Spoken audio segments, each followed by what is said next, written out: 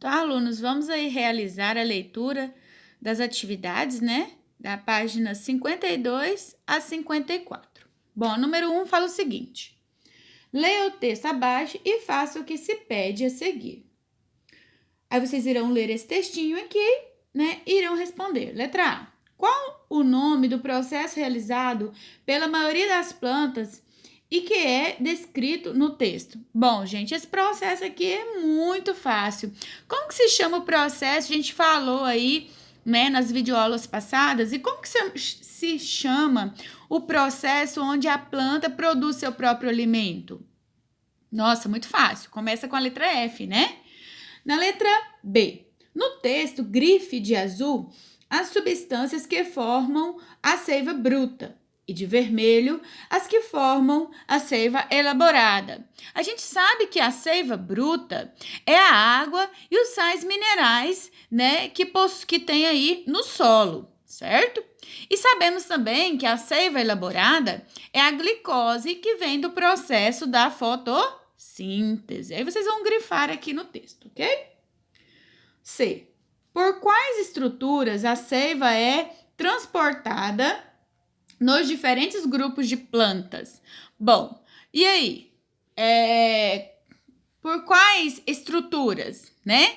A gente sabe que é pelos vasos condutores, certo? Porém, as briófitas, a gente estudou que as briófitas, elas não possuem vasos condutores. Então, as plantas que possuem vasos condutores é transportado pelos vasos condutores. Porém, no caso das briófitas, que não possuem, essa seiva é transportada célula por célula. Isso, a gente estudou sobre isso na aula passada, vocês se lembram?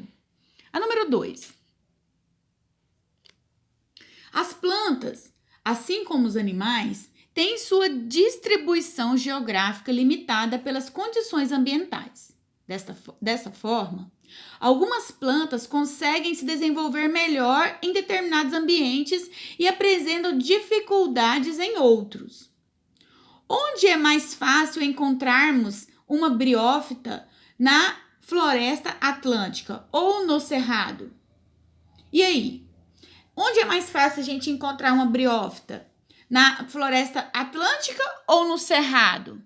E aí? Bom, como, né?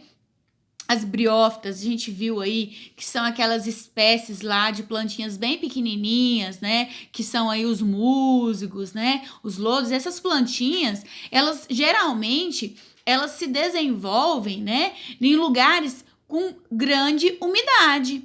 E se a gente for parar para pensar aqui, qual é o lugar aqui de grande umidade? Que tem aí também uma grande formação de matéria orgânica decomposta. Na floresta atlântica ou no cerrado? Aqui, né? Por quê? Porque o cerrado, o clima é o quê? Mais seco, né? Mais árido, mais quente, certinho? Número 3. Em uma pesquisa científica de análise de fósseis, foram encontrados em algumas amostras grãos de pólen com vários formatos diferentes. Essas estruturas podem ser de quais grupos vegetais? E aí, já sabemos, né? Vamos aqui raciocinar que grãos de pólen são encontrados em flores. Então, a gente vai marcar aqui o grupo de plantas que dão flores, certo? Muito fácil, ok? Número 4. Explique a importância do processo de fecundação para as gimnospermas e as angiospermas. E aí? Por que o processo de fecundação aí é importante, né? Nessas duas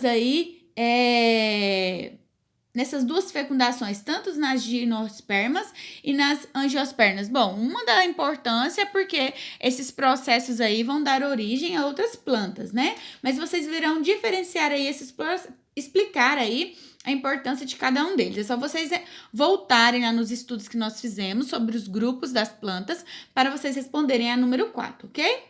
Número 5. Em algumas espécies de plantas, a dispersão dos frutos também pode acontecer pela água. Um exemplo é a espécie Ingra ungrensis, chamada popularmente de inga, que cresce nas margens de rios. Seus frutos apresentam tecidos que armazenam ar. Isso lhes possibilita flutuar na água e ser levados pelos rios por longas distâncias. Sobre o assunto abordado no texto, responda.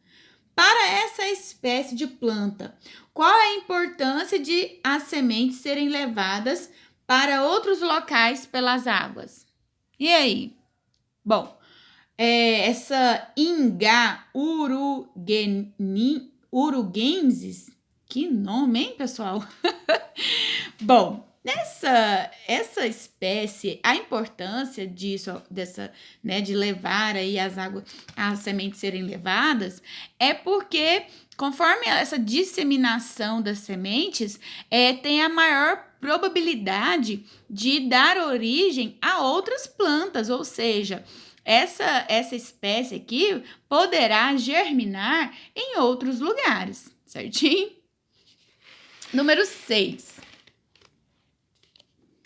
De acordo com o que você aprendeu sobre os grandes grupos vegetais, relacione as letras que indicam os grupos de plantas com a descrição de suas características. Ou seja, vocês vão olhar aqui, ó, as angiospermas, gimnospermas, peridófitas e pteridófitas, né, e briófitas. Aí, quais são as características de cada uma delas? Exemplo, você vai colocar B na onde tem as características das briófitas. Ai, tia, como que eu vou responder essa aqui? Nossa, é só vocês olharem lá nas páginas onde está falando aí sobre os grupos das plantas. Vai ficar bem fácil, tá bom? Número 7. Um morro na beira da estrada sofreu deslizamento do solo após fortes chuvas na região. Isso fez com que a pista ficasse interditada, causando vários transtornos. Para evitar novos desastres desse tipo, os quais podem até mesmo ferir pessoas, buscaram-se alternativas para prevenir a erosão do solo e, consequentemente, deslizamentos. Evitar desmatamentos e qual frase aqui, qual alternativa vai completar melhor essa sequência desse texto, desse trecho? E aí? Plantar espécies de plantas com raízes tubulares, já que o solo é raso e elas podem segurá-lo, pois não são profundas? E aí?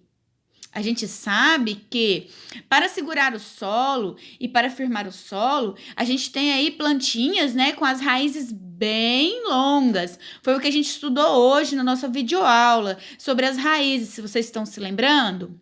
Então, vocês irão ver aqui, qual alternativa vai ser aí mais adequada para completar aí esse trecho, ok? Na número 8, diz o seguinte, leia o texto a seguir. Feijão protegido. Então, vocês irão ler aqui, né, esse texto e vocês irão responder a questão A. Que grupos de plantas não são representados em um banco de sementes? E aí? Bom, isso aqui é só a gente raciocinar, olha. Que grupo de plantas não são representados em um banco de semente? Aquele grupo que não possui sementes. Quais são os dois grupos aí principais que não possuem sementes? Eu vou falar um deles, tá? São as briófitas, e aí tem o outro, aí vocês irão colocar.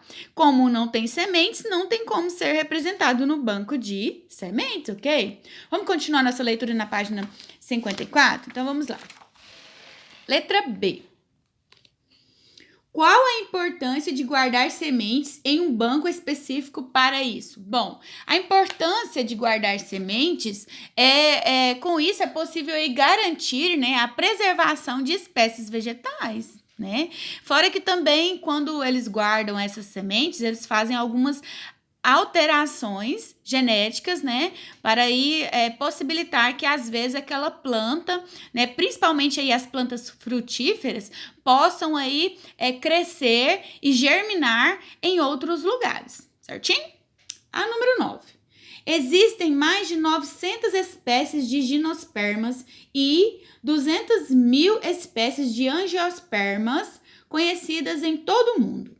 Que características as angiospermas podem ter que justifiquem essa diferença? E aí, quais são as características aí que possibilitam aí essa grande diferença?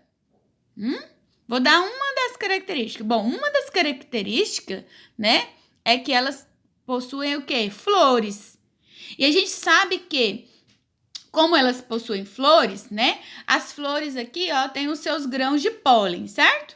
Então, a polinização dessa espécie é mais fácil do que dessa daqui, né?